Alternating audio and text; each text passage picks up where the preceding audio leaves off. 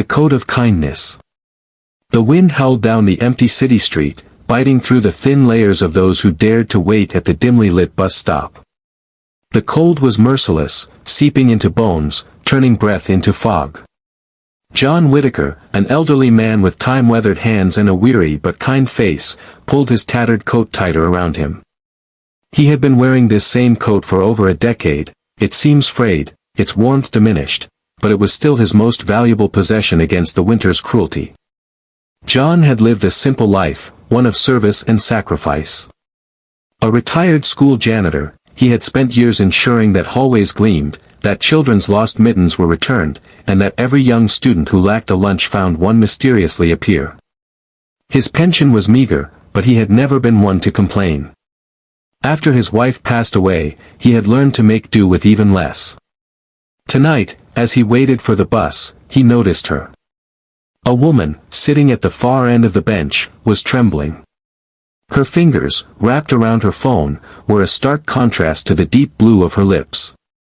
She was clearly unprepared for the night's cruelty, dressed in a sleek black dress and high heels, her coat conspicuously absent.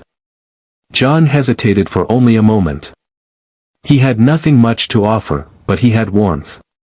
Without a word, he stood, shrugged off his own coat, and draped it over her shoulders. "You'll freeze out here without it," he murmured with a small smile. The woman looked up, startled. Her striking brown eyes met his, wide with surprise. "Oh, no, sir, I couldn't take this." John waved off her protest. "I've weathered worse," he chuckled, though he shivered as the wind bit through his sweater. "You keep it." She hesitated, staring at the coat wrapped around her. It smelled of old books, of cinnamon and something comforting. There was warmth in it, but even more so in the gesture. Thank you," she said softly, swallowing the lump in her throat. The bus finally arrived, and as they boarded, she noticed how he rubbed his arms, trying to shake off the chill. She sat beside him, feeling an unfamiliar tightness in her chest. They rode in silence, but her mind whirred.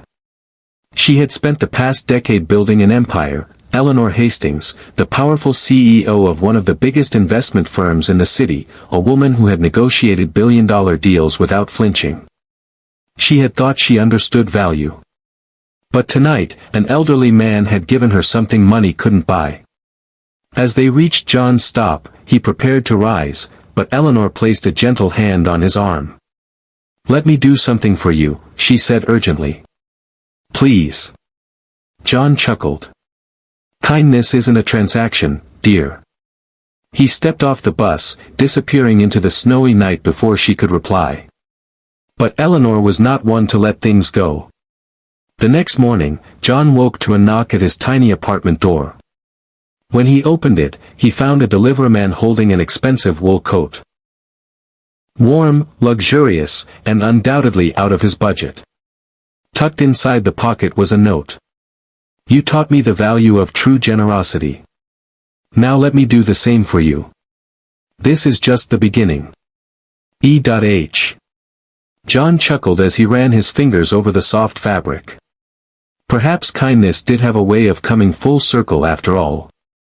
Here's your inspiring story. Let me know if you'd like any refinements or additions.